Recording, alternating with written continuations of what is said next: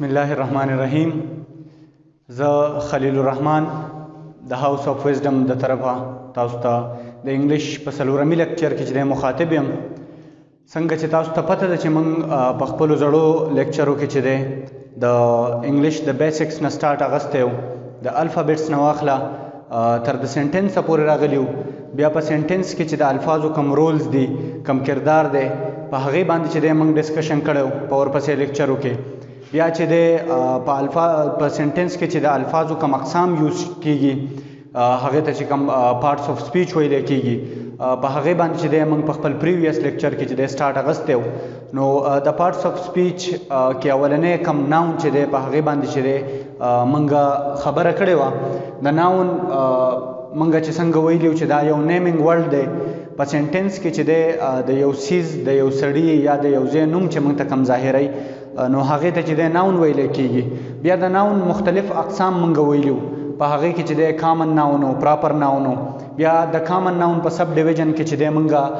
کلیکټیو او ایبسټریکټ ناون ویلي وو. نو کلیکټیو چې دی څنګه ما ویلي تاسو ته چې د سیزونو یا د ځایونو چې دی کلیکشن ته چې دی ویلی کیږي، کمبینیشن ته، مجموعې ته. او دغسې ایبسټریکټ چې دی هغه چې دی په سنټنس کې چې دی په ناون کې موږ ته کوالټي چې دا ایکشن چې دی یا سټیټ چې دی موږ ته شو کوي. نو د ناون چې دی دغه دوه اقسام چې دی ایبسټریک او کلیکټیو، دا چې دی د کامن ناون په کیټګري کې چې دی راتلل. اوس چې دی موږ د ناون یو دوه نور قسمونه چې دی په ننني لیکچر کې چې دی هغې ته کاونټیبل ناون او ان کاونټیبل ناون چې دی وایي، هغه به موږ ډسکس کوو. او ورسره به د پارټس آف سپیچ نه علاوه یو بل ټاپک چې دی آرټیکلز، په هغې کې چې دی ډیفینټ او انډیفینټ آرټیکلز راځي، هغه به نن موږ ډسکس کوو. نو دا کاونټیبل او ان کاونټیبل ناون چې کم دي، دا د ناون اقسام دي. دا د زوړ لیکچر سره چې دی د هغې حصه ده، دا به د هغې سره موږ چې دی په ترتیب کې وایو. او دا چې دی دا ورسره چې دی ایکسټرا آرټیکلز چې دی هغه به نن موږ وایو، ځکه چې نیکسټ لیکچر چې دی هغه به موږ په بل پارټس آف سپیچ چې دی پروناون نه به شروع کوو د خیره. نو د دې د وجې نه چې دی په پروناون باندې کم ډسکشن وي، هغه په ترتیب کې چې دی کنیکټډ موږ بوځو. نو ما ورسره چې دی د ننني ټاپک سره چې دی آرټیکلز چې دی هغه تاسو ته راوړي دي او هغه چې دی تاسو ته به ډسکس کوم. نو خپل لیکچر ته چې دی راځو،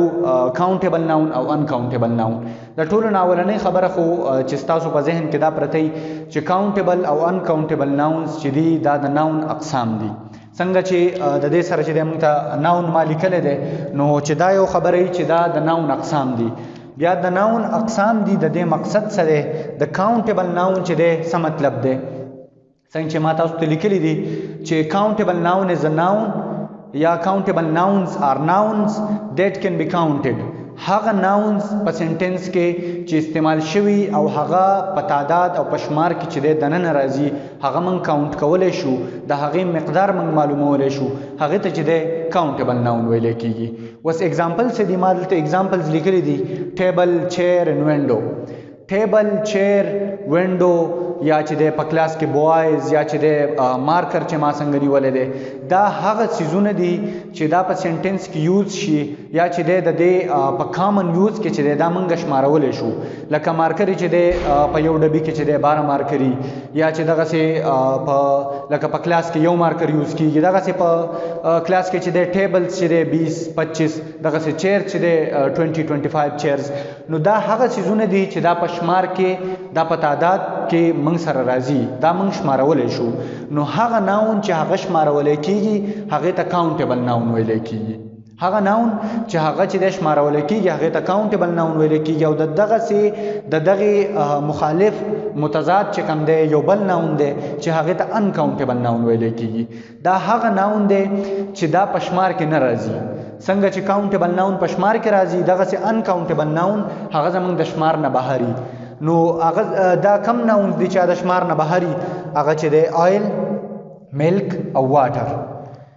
تیل شو، صحیح ده، یا ملک شو، یا اوبه شوې، یا داسې نور چیزونه، چینی شوه، پی چې ما څنګه ویلي دي، دا چیزونه چې دی دا په شمار کې نه راځي. اوس چې دی سټوډنټان به تپوس کوي چې څنګه په شمار کې نه راځي، موږ چې وایو یو لوټه پی یا 1 لیټر تیل، صحیح ده. نو د هغې سره چې د دې د شمار کمه جدا پیمانه راځي، لکه موږ وایو 1 لوټه، صحیح ده، یا 1 لیټر،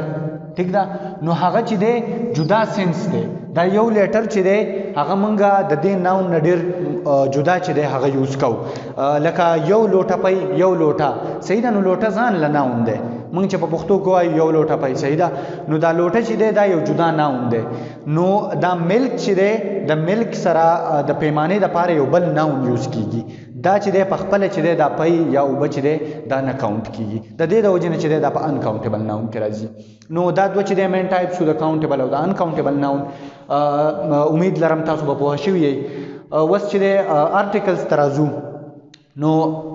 څنګه چې دی ما آرټیکلز تاسو ته لیکلي دي چې آرټیکلز آر ورډز دیٹ کم بیفور ناونز ان ا سینټنس دا هغه ورډز دي چې دا په یو سینټنس کې د ناون نه مخکې راځي لکه څنګه he is a boy he is a boy it is a pen صحیح ده نو دا ورډز چې دي a n او d دا درې آرټیکلز دي دا په سنټنس کې د ناون نه مخکې راځي لکه فار ایگزامپل that is the bus څنګه چې دی د d یوز that is the bus دغه چې دی یو بس دی نو دغه د بس چې دی یو ناون چې دی د هغې نه مخکې چې دی د آرټیکل راغلی دی نو د ډیفینیشن دا ایکسپلینیشن و چې دا هغه ورډز دي چې دا په سنټنس کې د ناون نه مخکې راځي اوس چې دی د دې یوز څه دی دا به په کوم ځای کې راځي ا به په کوم ځای کې راځي ان به په کوم ځای کې راځي او د به په کوم ځای کې راځي نو ا چې دی هغه موسټلی او کامنلی چې دی دا یو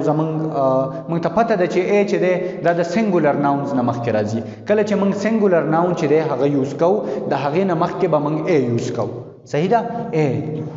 لکه ما چې څنګه لیکلی دي he is a boy boy چې دی سنګولر دی د دې سره ا راغلی دی it is a pen it is a marker دا چې دی یو مارکر دی د دې سره به ا راځي اوس ان به د څه سره راځي ان به هم د هغه سنګولر ناون سره راځي چې هغې ساونډز چې دی هغه واول ساونډز دي اوس واول ساونډز چې دی هغه تاسو ته پته ده چې ا ای آی او یو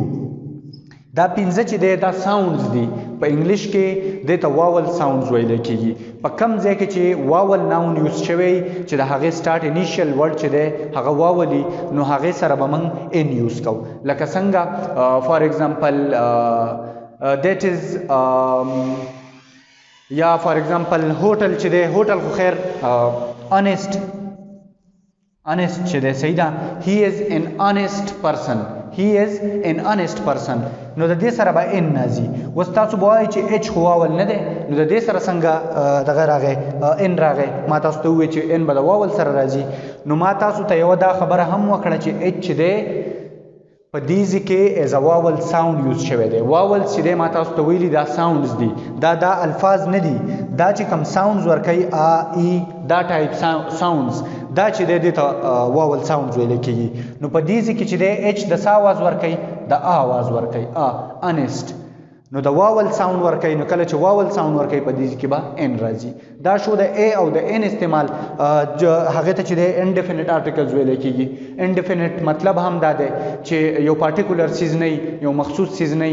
یو جنرل یو کامن خبره موږ کوو یو کامن ناون باره کې نو هغه چې دی دې ته انډیفینټ وایي بل چې دی ډیفینټ دی نو ما چې تاسو ته څنګه وویل دلته مې لیکلي هم دي چې particular thing which already has been referred to په یو سنټنس کې موږ د یو سیز باره کې خبره کړې ده د یو ناون باره کې موږ چې دی الریډي هغې ته ریفرنس ورکړی حواله مو ورکړې ده او د هغې باره کې موږ خبره کوو نو هغې ته چې دی ویلی کېږي دویم سیز چې پارټیکولر وي یو سپیسیفیک سیز په باره کې د یو مخصوص سیز په باره کې موږ خبره کوو د هغې سره به د یوز کېږي فار ایگزامپل he is the boy whom I gave the copy یا the notebook هغه هلک ته چې دی ما کاپي ورکړې وه نو he is the boy د یوز ځکه دی چې هغه ته ما کاپي ورکړې ده الریډي چې دی زما د هغه سره واسطه راغلې ده او پارټیکولر کس دی یا چې دی زه وایم چې برج الخلیفه از د فیمس بلډینګ یا هوټل نو برج خلیفه چې دی دا یو فیمس بلډینګ دی نو دا چې دی پارټیکولر چیز باره کې چې دا یا چې کوم دی څنګه چې ما تاسو د پارټیکولر ناون باره کې چې دی خبره کېږي د هغې سره هم دا راځي نو د ننني لیکچر دپاره چې دی دا چې دی کاونټیبل ناون انکاونټیبل ناون او آرټیکلز پر روان لیکچر کې بچی دی موږ سیکنډ پارت اف سپیچ چې ډسکس کوو پروناون. تاسو زموږ سره اوسئ او کله چا څه تپوس وي نو کمنټ باکس کې چې دی هم کولی شئ، واتس اپ ګروپ کې هم کولی شئ. تھینک یو ویری مچ.